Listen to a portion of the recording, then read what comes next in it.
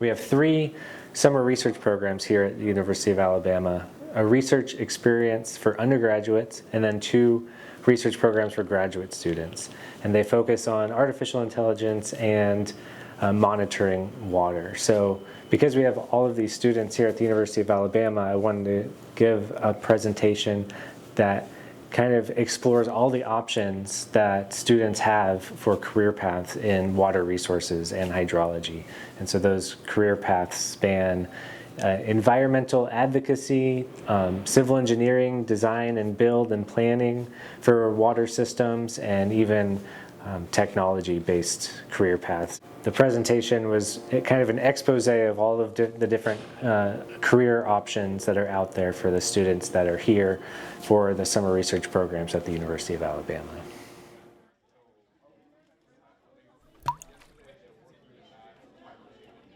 Today, we have 3 summer programs here at the University of Alabama campus focused on water science, the Flow Academy, the Summer Institute, and the REU program. So I thought I would take this opportunity to kind of give like a really big overview of what all you can do if you're studying water resources and hydrology. So I have an interesting background. I might be specifically qualified to give you this kind of a presentation because my career trajectory has kind of been all over the place. So I got a bachelor's in Earth and Environmental Science focusing on hydrology, then a master's in civil engineering. I worked for an environmental consulting company, the Arroyo Seco Foundation. I worked as a professional engineer, Northwest Hydraulic Consultants. I came back here for my PhD, and then I was working with NOAA for a while. I worked with some tech companies, and now I'm back here at the University of Alabama as an assistant professor. So I'm going to try to give you like an expose of all of the different assets that hydrology can offer you. And really what this is I'm going to try to pass on the wisdom that I've gotten from all of my mentors. So through my twisting and turning of my career trajectory, I've gotten a lot of really great advice and help from some amazing mentors throughout my career. And so I want to acknowledge them before we get started. And then I've worked with a lot of like really great people, a lot in this room, and many more that I couldn't fit on the slide. So I want to acknowledge everyone that's helped me out. And one thing is you might notice as we go through the presentation, I'm going to put some quotes on the screen that come from some of my mentors.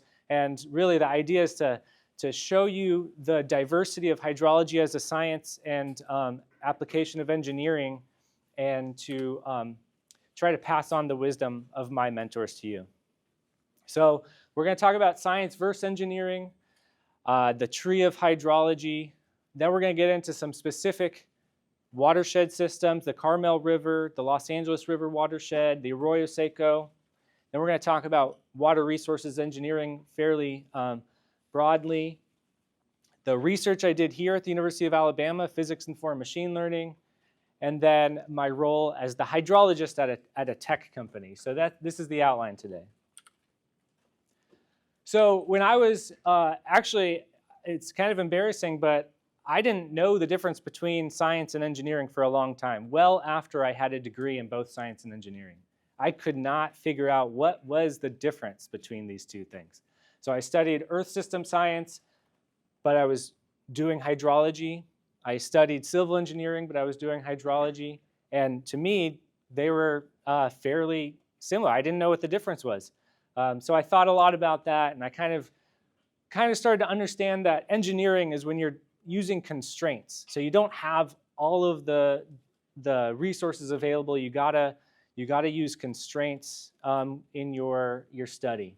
But then when I read this book by Richard Hammond, and I think this kind of sums up the difference between science and engineering for me, and this applies really, really well to the field of hydrology. In science, you know it. If you know what you're doing, you should not be doing it. So if you're working on a research project and you kind of like think like, oh, this is like low-hanging fruit. I know what the answer is going to be. I'm just going to get it done and go publish it. Well, maybe that's not the best use of your time. Maybe you should spend your scientific effort doing something a little bit more in the unknown. In engineering, if you do not know what you're doing, you shouldn't be doing it. So if there's like some problem that you have to solve, and you don't really know how to go about it, maybe you don't have the tools to do it. So I think this is a really good summary of the difference between science and engineering, specifically for hydrology. But I do want to note that this is black and white, and we don't live in a black and white world. So in between science and engineering in hydrology, there's a lot of interweaving and overlap. And everything, of all the examples I'm going to show you, are a mix of science and engineering.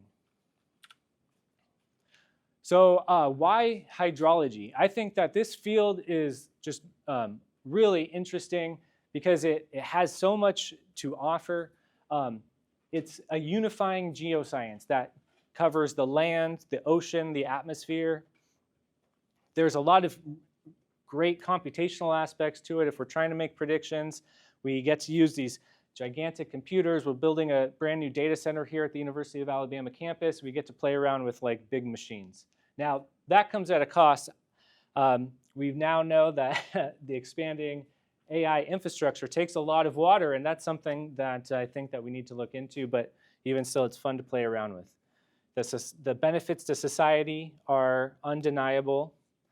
Hydrology has these really cool, hard problems because there's a curve between the complexity of a problem and the randomness of your system. And if you have low randomness and low complexity, these are kind of systems that you can solve almost deterministically, almost analytically.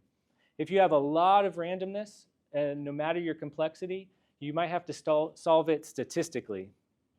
But hydrology a lot of times lives in this organized complexity area here where we can't really use statistical mechanics because of the randomness, and we can't really use like deterministic equation as well because of the complexity. So hydrology does live in this pretty interesting location. And then I really like to think about things dynamically, and so hydrology is a very dynamic science.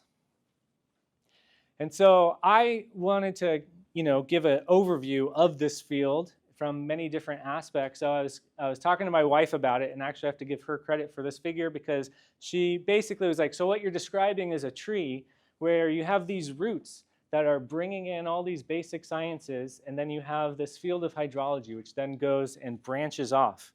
And so I think this is a really good analogy. So you can't really do hydrology without a good fundamentals in a lot of these aspects.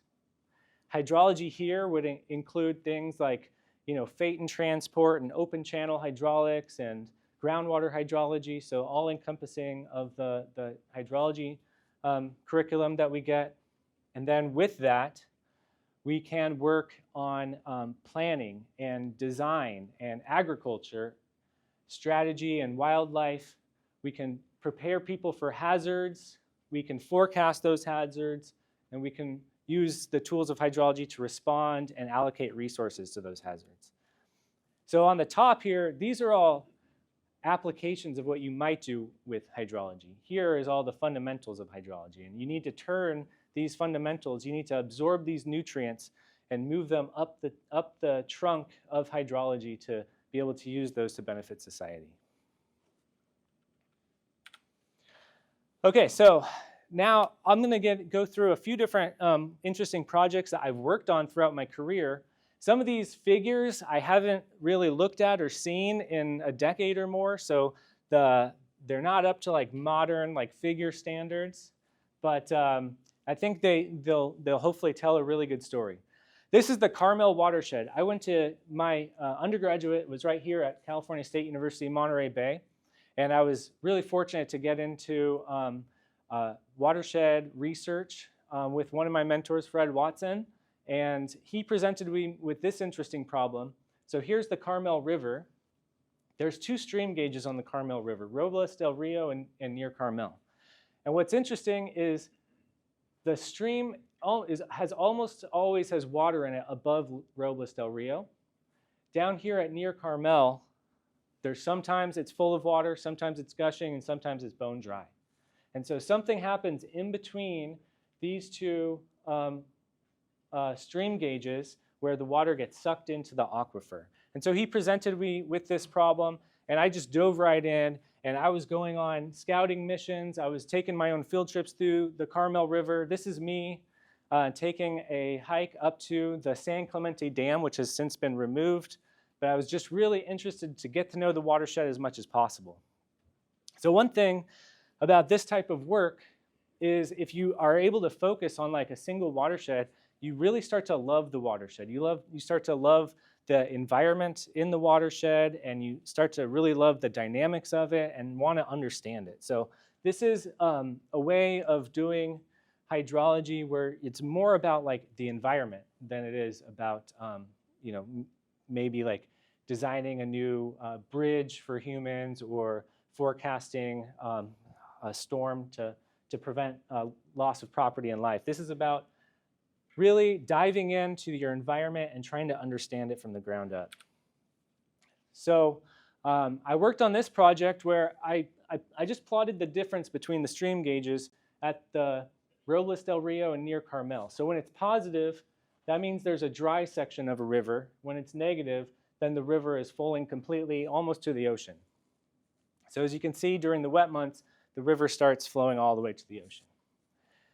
And so my advisor had a watershed model, and he gave me basically free rein to design a way to improve the representation of water between these two gauges. And with his guidance, I worked through this system here. We're in the channel router of this watershed model. I introduced some near-surface storages, and I had the ability to transport water vertically and laterally through the system. And doing this, I was able to solve this problem where the predictions that we were getting were actually dropping off to 0 during those dry months in the downstream gauge. And so I spent a lot of time on this, and I was like super obsessed with like getting the best and best results. I was like turning every knob. I was adding more complexity to the model. I just wanted to get better and better results. And then my advisor told me this. He said, "You're missing the forest for the trees. The forest is a useful model. The trees is fussing over improving an NSE." And he said, "It's time to start thinking about what you're going to use your model for." And so I was able to simulate basically a representation of a water table and then the surface water coming down this river here. And this is a spawning habitat for steelhead. So for steelhead fish, they come from the ocean and they swim up into the upper watershed and they spawn and they come back down. And so water doesn't get to the ocean all the time. As you've seen, when there's no water in this gauge, it's not getting to the ocean. And so there's also a bunch of pumps on this river. And so I introduced a few different pumping scenarios using data I got from the California American Water Company. And I was able to simulate the surface water and the groundwater table with different pumping scenarios. And through this, I was able to show a difference between steelhead habitat during different pumping scenarios. So this is what I realized. Just because you have a good model that's working perfectly, it doesn't mean that it's going to be useful to anybody. So I got the opportunity to move out from just purely computational stuff and start applying the model. Okay, so after my undergraduate and I got my master's in civil engineering, I moved to the Pasadena area, and I started working on this watershed, the Arroyo Seco. It's part of the Los Angeles River watershed. So this is the urban Los Angeles here. Up here you have the Angeles National Forest. So there's a lot of diversity in these watersheds. So if you look at the very, very top, it looks just like a beautiful natural environment. Flowing streams, green trees everywhere, lots of biodiversity. As you move your way down the watershed, you get into this transition zone where there's parts of the river is a concrete channel, and part of it is like a more of a natural area, and it kind of blends between concrete and natural. And then once you get down into the Los Angeles basin, you get into this environment where the rivers are all just concrete ditches and they're just gushing water as fast as they can to the ocean, mostly for the sake of preventing floods. So I spent a lot of time in this watershed, and I began to really love this watershed, the Arroyo Seco. And what's great about it is, like, with all of this diversity, the upper watershed being so natural, the lower watershed being an urban environment, you see a lot of different dynamics in the hydrologic response. And there is a group that was really set on replacing the concrete stream channel with natural rivers. And so I got involved in the effort to revitalize the Los Angeles and Arroyo Seco rivers. Going back up to the headwaters of the Arroyo Seco, there's a few different dams on it.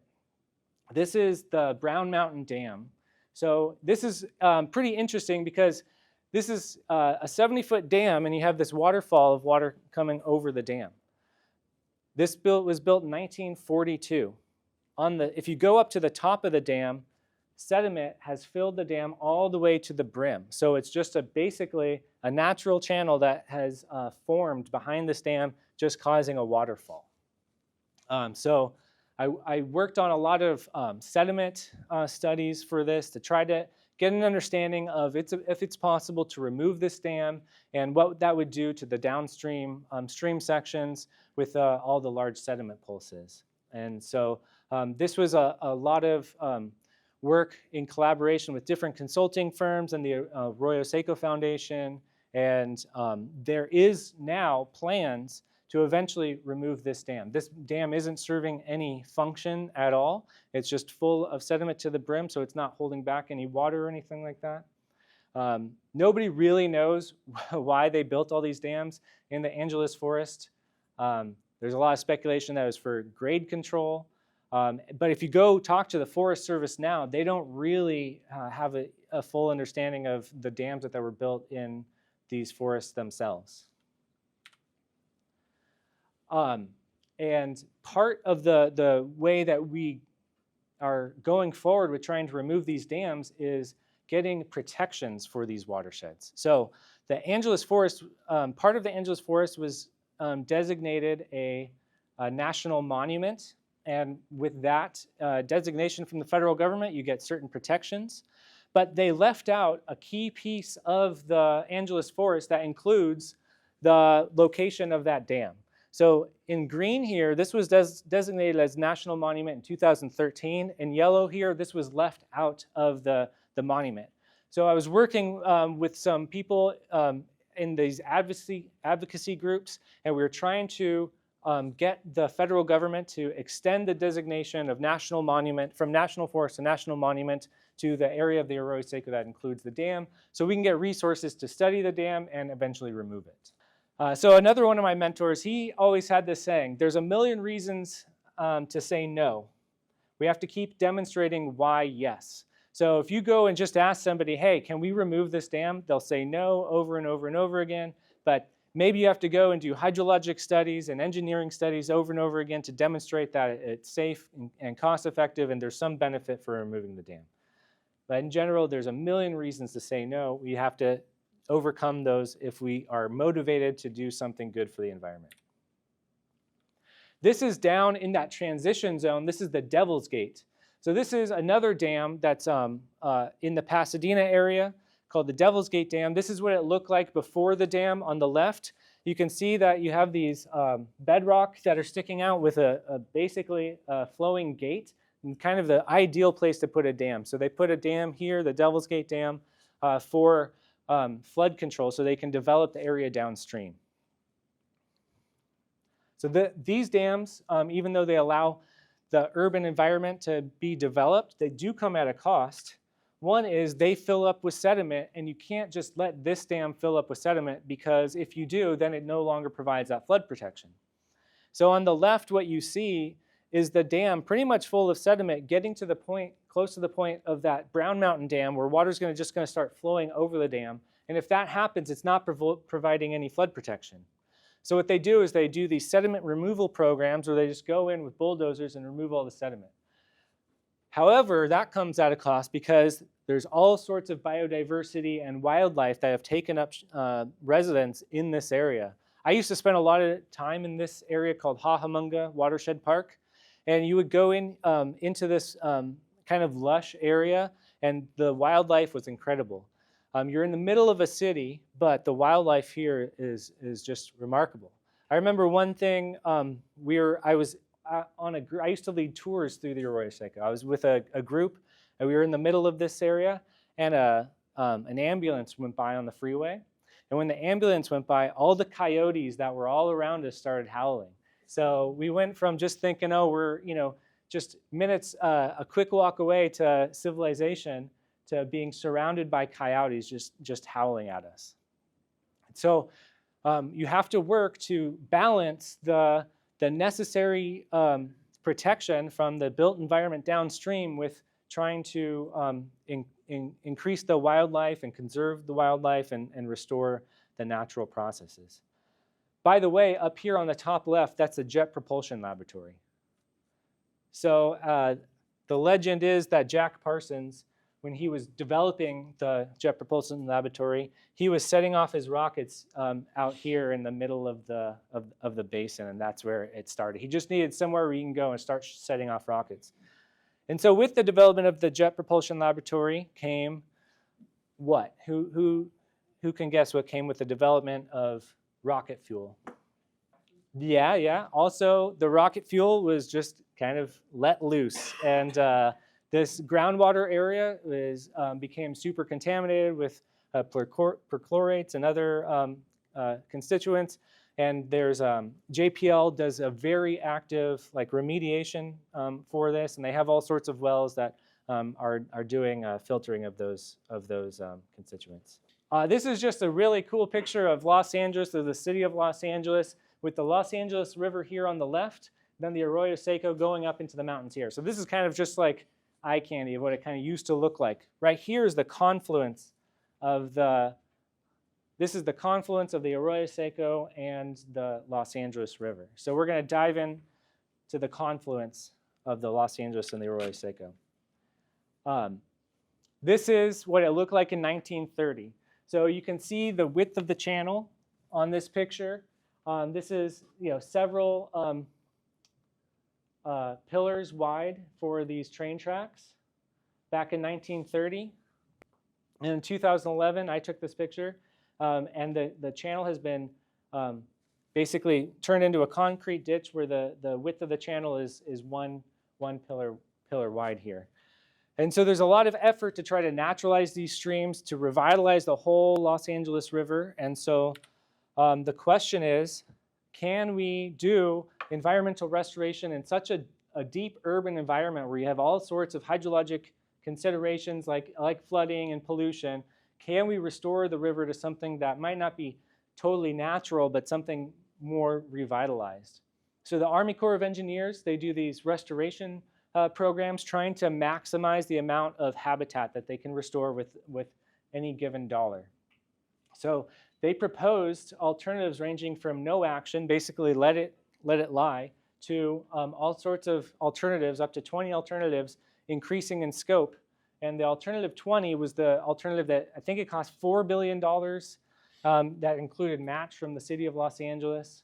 And so they put together this feasibility study, and I was working with a bunch of groups to try to advocate for alternative 20, the approach that would give the community this revitalized river in a backyard where a lot of the people that live in this particular area, most of the people that live in this particular area, don't have a lot of options for natural recreation.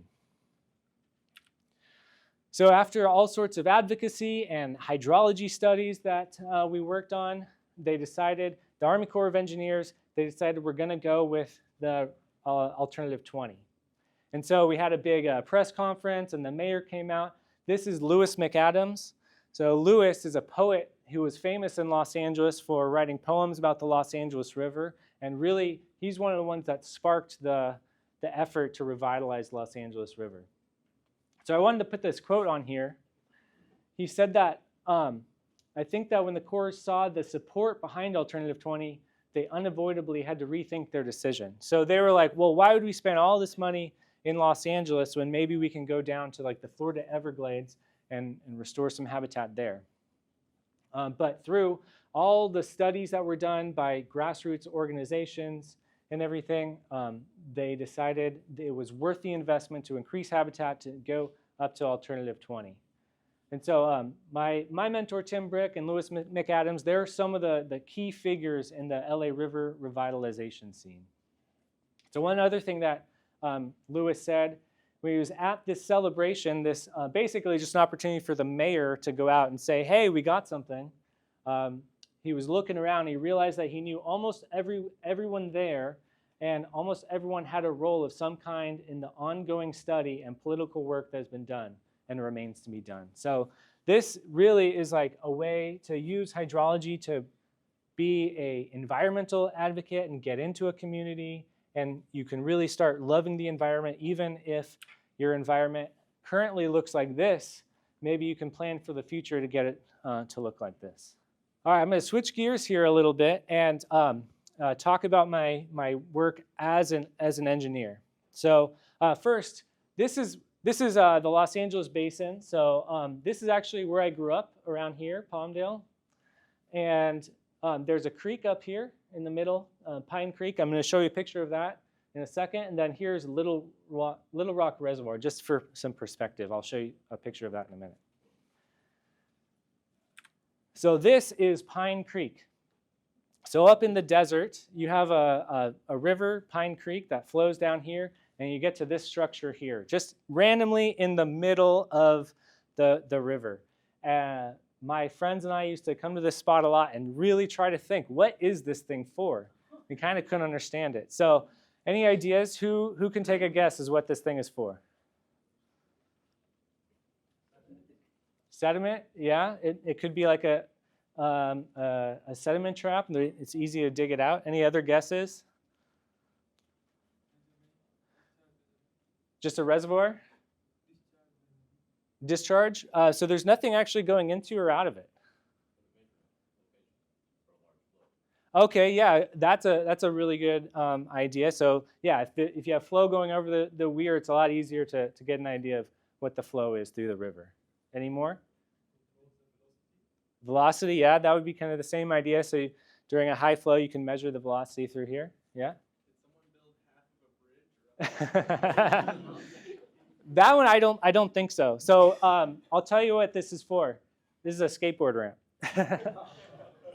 So my friends and I used to come to this. We endearingly called it the snake pit because we used to see snakes in here every once in a while. And so I spent a lot of time in structures like these skateboarding.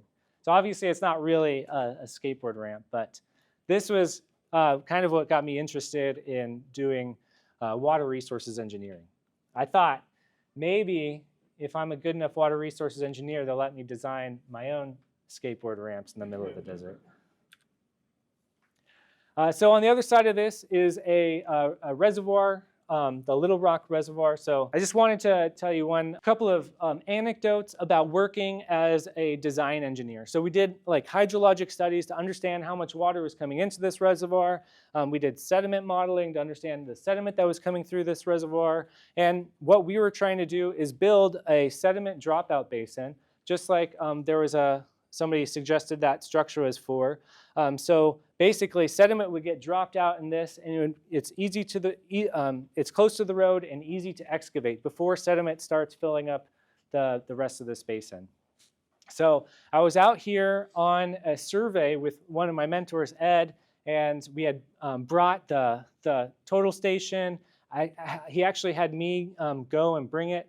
So I brought out the total station, and I was testing it the day before and everything. But we got out there was a problem with the recorder. So the total station was working on the screen of the total station and give you all the information you need, but the recorder wasn't working. So when you hit take a measurement, it displays the measurement, but you can't record it. Maybe it was too hot out there.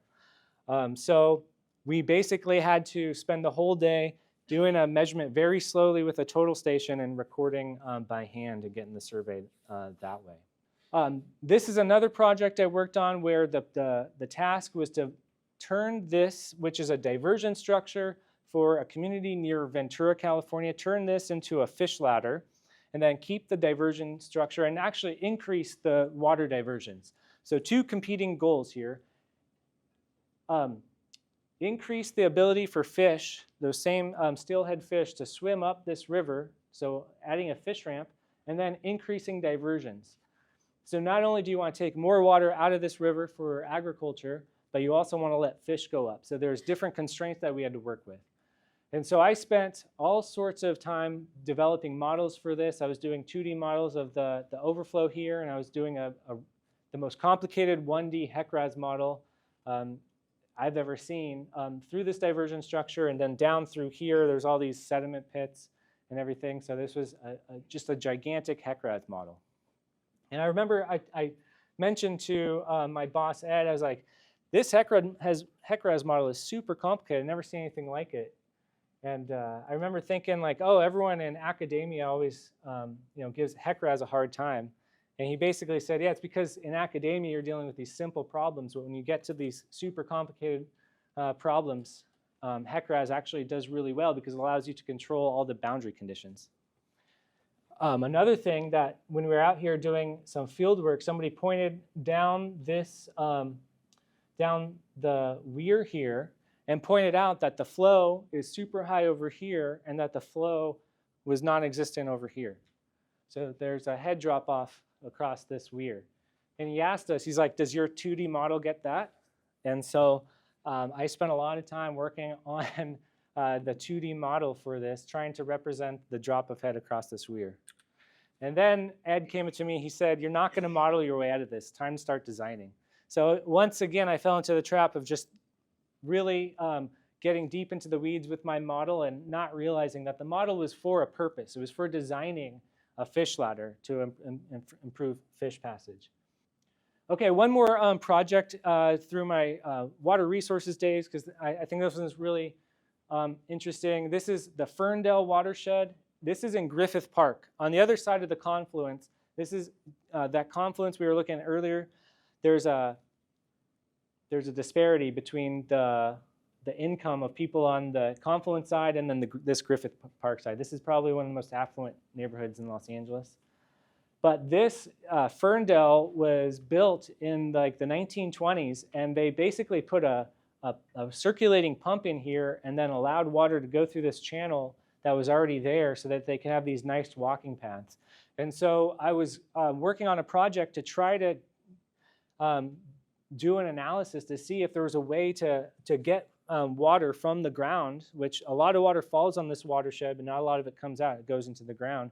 We were trying to work on a project to get water from the ground into the channel and see if we can let the circulation system expire, because it was basically out of date. And so we were doing a big hydrologic study to see if we can find the water necessary to support the lush ferns that are along Ferndale without having the water circulation system.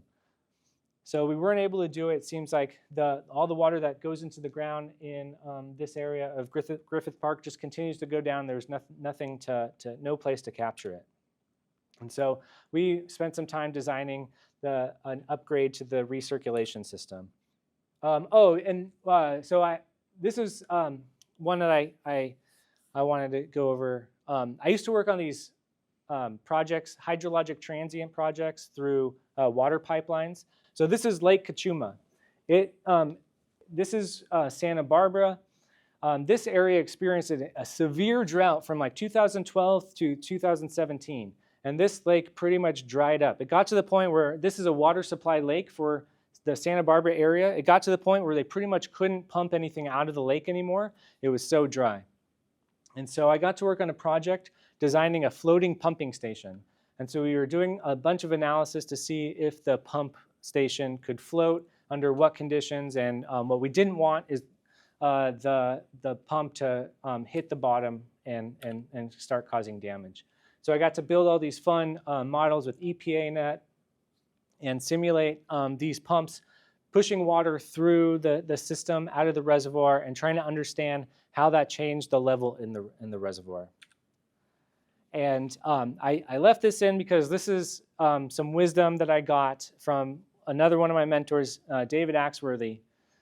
He used to work on a lot of these transient projects, and he told me, the only thing that matters is you do good work. If your client knows you for high quality, you'll keep getting jobs. And so he would obsess. I've never actually met anyone else that as meticulous as him with getting things like correct. That didn't mean you had to, obsess over like your model performance, but everything you did had to be documented and done really, really well. And so I've been given most of my talks over the last 5 years about my dissertation research, which is all about physics-informed machine learning and trying to improve forecasting with physics-informed machine learning. So I'm not really going to get into that. I'm going to keep the technical nature of this presentation to a minimum and not describe this really cool effect that's going on right here. But if you're interested, we can talk about it later. So I spent my time here as a PhD student at the University of Alabama trying to come up with physics-informed machine learning methods to improve hydrologic predictions. And so we were able to do that, improve the hydrologic predictions over conceptual modeling and process-inspired modeling. But every time we would come up with a new idea, we'd compare it against a pure data-driven approach. And at the time I wrote my dissertation in 2022, I had not seen any evidence that the theory part of theory-guided machine learning provides value over a pure data-driven approach. So I'd spent a lot of time trying to come up with new physics-informed machine learning techniques, and every time we'd compare them against something that was just learning purely from the data, and under some condition, the data-driven side would always come on top. So since then, this continues to be a very active area of research, and some recent studies have shown that using differentiable conceptual modeling can give you better results than purely data-driven modeling. And so this work has been led by the group at Penn State University with Xiaopeng Shen, and a lot of people have been doing really interesting studies with it. And this is an approach that allows you to learn a lot about like actual processes. If you're clever enough to design an experiment that can, you can use your model to give you an answer that you can learn from. And so there's a lot of really active work in physics-informed machine learning, and it's a great field of research. And I'm happy to have been a part of that here at the University of Alabama. And which led me to a really great opportunity to work with the National Water Center. I was getting to work on the next generation version of the National Water Model. Here on the left is the retrospective stream flow analysis of May 2025, so last month, the stream across the whole country. I think it's super exciting to be able to look at hydrology from the top down like this and look at the river flowing through, the flow of water through all the rivers across the United States. This is a stark contrast from the work as an environmental hydrologist, where you're really diving into a watershed and really trying to understand that watershed and really loving that watershed. But it's a way that we can really learn a lot about a lot. So going through these big modeling efforts, I think our understanding of the hydrologic cycle has really, really taken off in the last few years. I put in this quote by Nels Fraser. He says this a lot. Nels he's one of the people leading the architecture of the next generation national water model. He always says, people often mistake me for a hydrologist. So this is a person that has spent the last maybe like 10 years. He actually worked with Fred at the University of Montana, Wyoming. He spent a lot of time doing hydrologic modeling, and he says people mistake me for a hydrologist. Okay, so here's the thing. Let's go back to our tree. I want to make a point here. So what makes a hydrologist? So I've worked with several people that tend to do this. They say, oh, we need a hydrologist to look at this, or we need a hydrologist to do this analysis. But there's a lot of people that are using hydrology to make predictions of the water resources around the country or their local environment. And what hydrology is the study of the distribution and quality of water around our environment. And so a lot of people are doing hydrology whether they realize it or not. And that takes me to my work. Oh, I just want to plug this AGU session, which, so I'm hoping to portray this like very big overview of like what hydrology can do. And this is a session that's been going on at AGU for the last several years. Community Water Resources Modeling, Synergy at the Interface of Process Understanding, Artificial Intelligence, Computer Science, Operations, and Decision Making. So the title of this session really kind of covers almost everything that I've been talking about today. So I just wanted to plug this session at AGU. So hope to see you all there. Okay, another situation where I was called in to be like the hydrologist in the room, where I was working with this tech company that were making predictions of flooding across the world. And they said, oh, we need a hydrologist to help us solve this problem. The problem was they have all these satellite observations. They're able to capture the extent of flooding across the whole planet. But those satellites don't always capture the peak of a flood event. Furthermore, those satellite observations are obscured by cloud and other things that make them really hard to use. And so they brought me in for my hydrologic expertise. And I was working a lot with the National Water Model, and it just seemed like the perfect opportunity to use artificial intelligence connected to the National Water Model to fill in these gaps. So two of my mentors at Floodbase, Beth Tillman and Bessie Schwartz, they used to always say at this company, ideas are cheap. So we'd always be in these meetings, and people would come up with all these fancy ideas about how to solve one problem or another. And they'd always say, ideas are cheap. Basically, go out and demonstrate what you're telling me. So it's fine to come sit there and think about like really interesting ideas, but anybody can come up with ideas. So you got to start going out and demonstrating the utility of those ideas. So I won't get into too many details about this, other than this is a model that can give you a representation through AI of how much water will be on the land surface at any given time, whether or not there's a cloud obscuring a satellite view.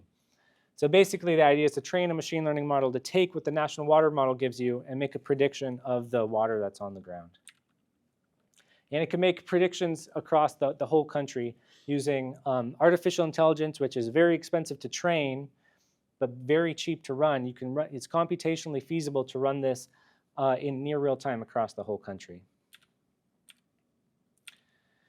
And I spent a lot of time working on this model, and I was currently living in Santa Barbara, and a series of atmospheric rivers were bashing the California coast. And so I spent all my time inside working on this model, and outside things were just getting flooded left and right. So I decided I'm going to go out and I'm going to do some field work, and I was out there taking pictures of the flood while simultaneously working on the model to simulate this flood.